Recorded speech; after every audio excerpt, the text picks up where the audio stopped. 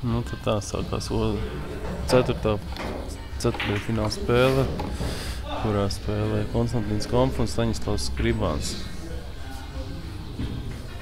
Rezultāts 0-0, spēlē līdz 3 uzvarām.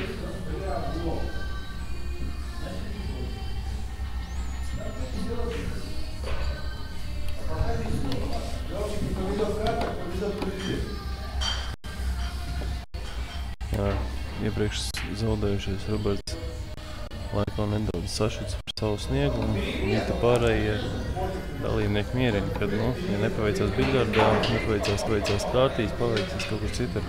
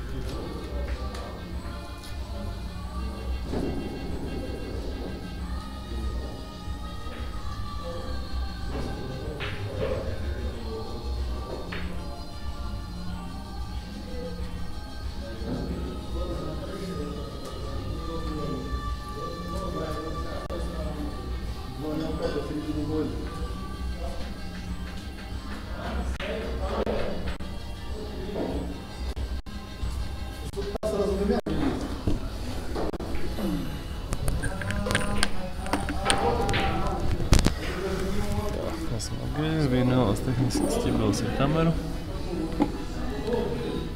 Bet viss ir izlēmts.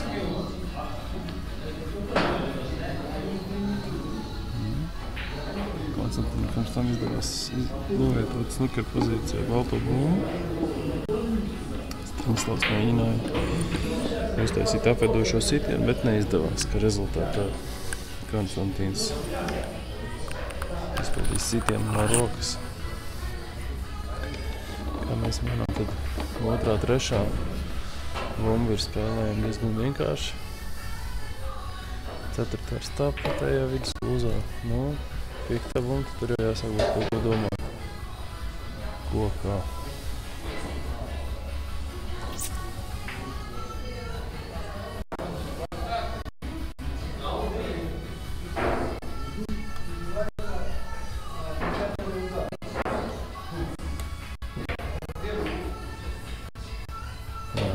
Trešā lūzā, protams, ceturtā ies uz vidējo lūzu.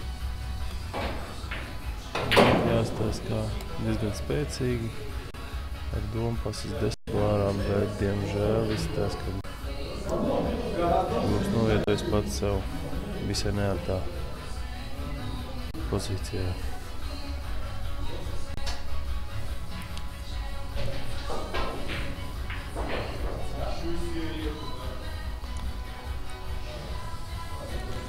Jāks pie trešā tālākā galda. Pat kā Leonids Černikovs uzvarēja kādā no formām Juriju Siņenkovu.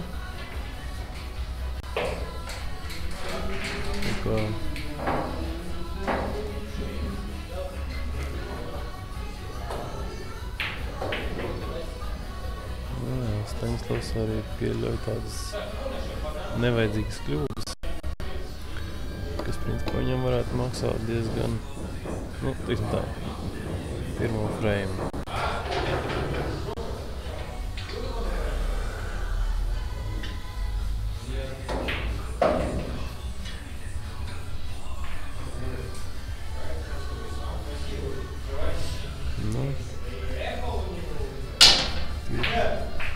Kam izstāst, ka tomēr iet tā bumba cauri. Nē, Konstantins veic atspēli. Te noliekot snukera pozīcijā, bet es domāju, ka Staņislavs, ja viņš pieteicis, tad jā, viņš ir pieteicis, ka turpina sestajā vieta bišķi vieglāk.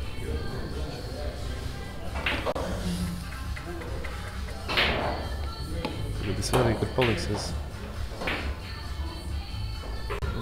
Devītā varētu būt patraucieni.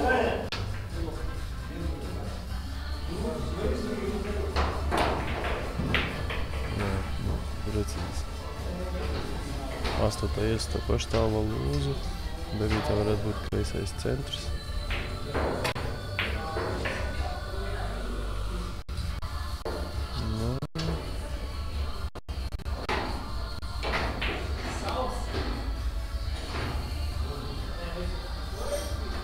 Lūdzu pie sevīm atpakaļ. Diemžēl iesit.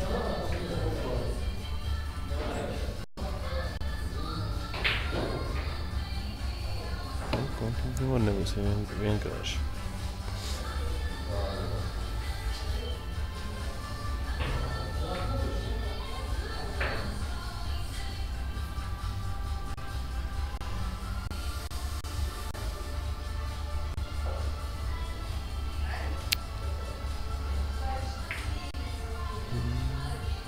Tāds diezgan bīstams, bet jā.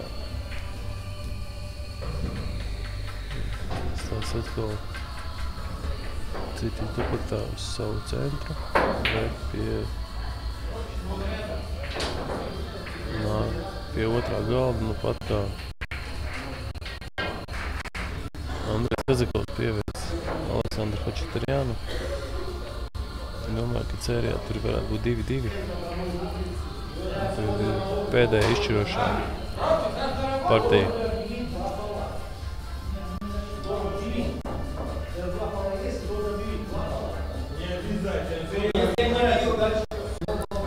Mēs dzirdam, ka joprojām Roberts Laiko īsti nespēja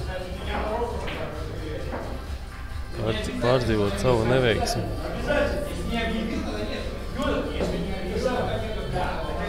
Un tajā laikā, jā,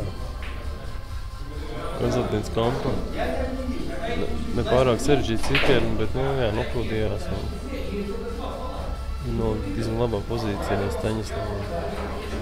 Lai var iesist un palikt uz 10. Jā, to arī tas izmanto.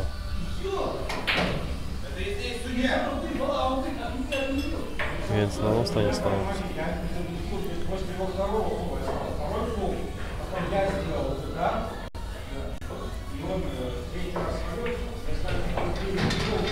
Tā, ja grupas spēles tik aizies līdz 2, mēs varam tad play-off kārtu jau spēlē līdz 3.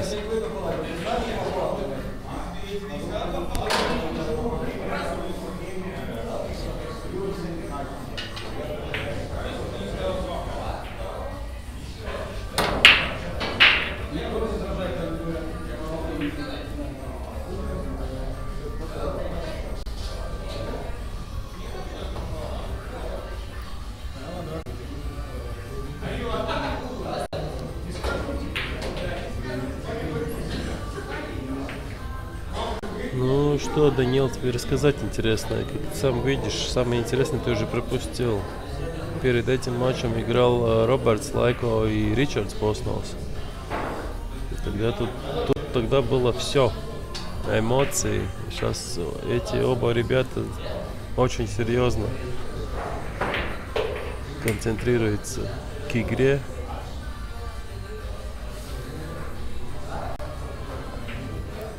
Как ты сам, Даниил, играл, не играл сегодня в каком-то клубе?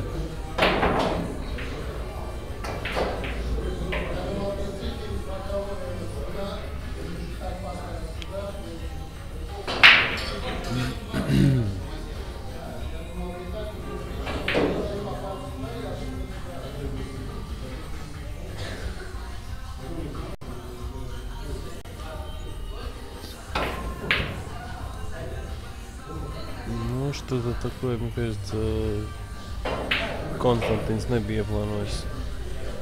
Bet, kas ir jāsaka, defekts sanāca efekts, kas pašam arī ir jānovērš.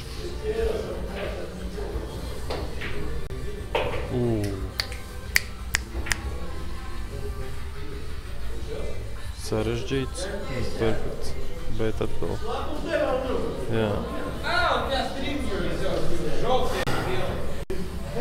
Tā ir, ka tev pēc tādiem spēcīgiem sitieniem ir grūti nokontrolēt, kur paliksies baltā bumba.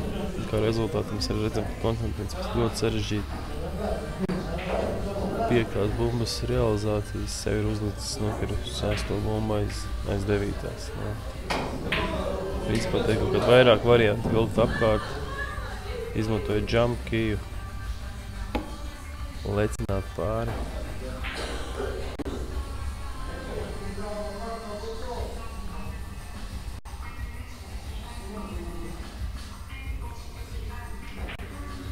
Tātad šajā play-off kārtā viņi spēlē nevis par tikšanu finālā, bet vēl par tikšanu top 4, jeb tikšanu pusfinālā. Tas pavisam maz pietrūk Konstantīnam, lai iesist 6. Ja? Tad uz to momentu mēs redzam top 8 spēlētāju cīņas. Viņi cīnās priekšrošanu top 4, jeb pusfinālā.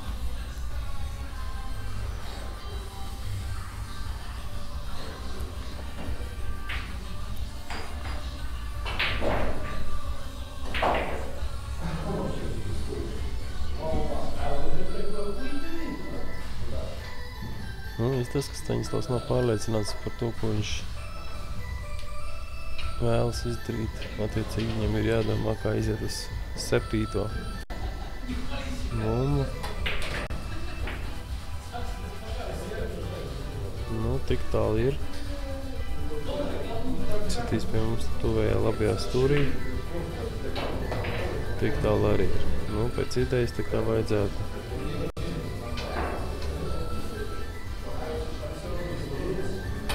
Šo frame var pabeigt, jā. 9. bumba gan pārliecinoši, kas mums ir 10.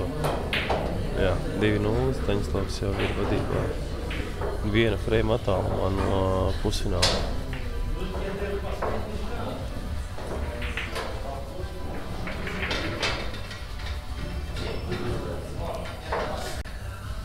Pie blakus galdiem joprojām turpinās cīņa. Kur pie viena galda spēlē Andrejs Kazakovs un Aleksandrs Hačatarjans. Visticamākais rezultāts viņiem ir 2-2 un šīs ir izšķirošais frames. Un pie trešā tālākā galda spēlē Jurijs Siņinkovs un Leonīds.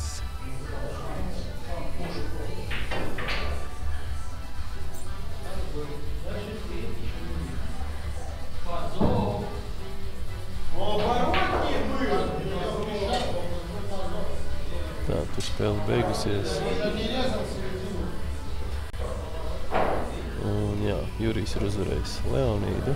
Leonīds skrūvēja savu kiju kopā.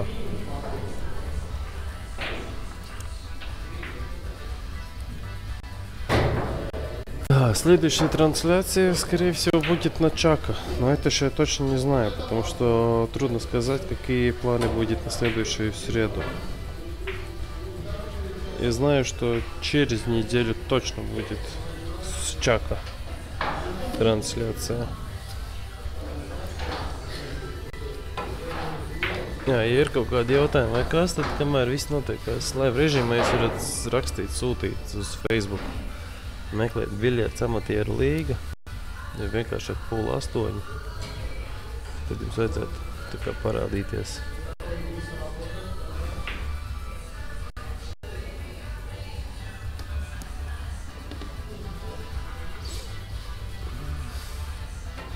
Tikmēr pie mums joprojām rezultāts 2-0, Staņislavs vadībā un atbalsts. Gana veiksmīgi atspēle. Konstantīns atbilda to pašu. Varētu būt, ka pat noliek snukeri pozīciju. Nē, redz tomēr trešo. Un Staņislavs uzreiz uzbruk. 4. pavalks tagad atpakaļ bišķiņu. Nu jā, pēc 5. viņam vajadzētu iet tā kā uz kreiso. Jeb no mums skatoties uz labo malu.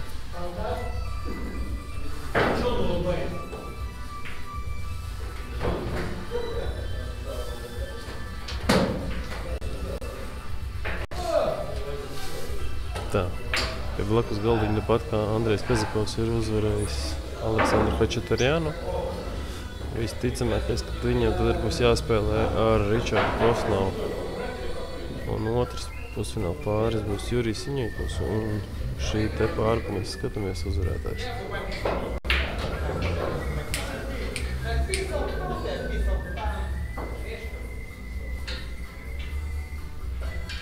Nu, diezgan interesants.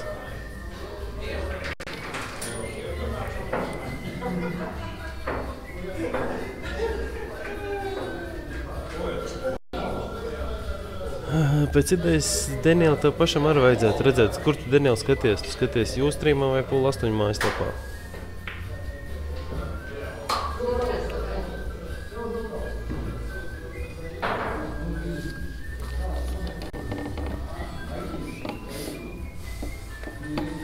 Tā, mēs redzam pie otrā galda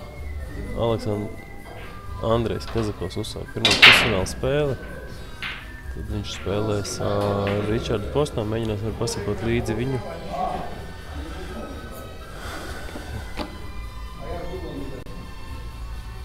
Tikmēr Konstantins Kompā mēģinās 7. bumbu iedabūt. Nē, viņš atspēlējās. Un izstās, jāstās kā būs, tas redz. Pozīcija ir atvērta. Jā, šajā te pāri izstāsta, kad Staņislavs ir uzbrukošais, kas visu laiku iet un mēģina realizēt. Konstantins savukārt īsti nav pārliecības, vai kas tad ir piekop tāda atspēlēšanās taktika. Nu čau, nu nākamā nedēļa ies labāk. Nu, es tā ceru, 8. Jā.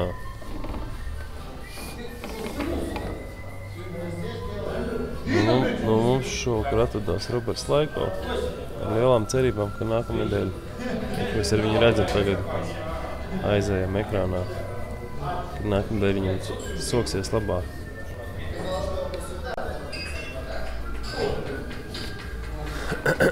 Jā, nu, principā tas cilvēks skaits, kas skatās, tas varbūt tās nav tas pats galvenais mums dotajā momentā. Jo tās visas translācijas mēs taisam tādu mērķi, paši spēlētāji pēc tam mājās vai darbos vai kaut kad bez steigas var apstāties. Jā, nu tikmēr tas pieliek punktu 3-0, citot 9. iest arī 10. bumbu, kā rezultātā tūlīņās mēs arī sāksim otro pusfināla spēli.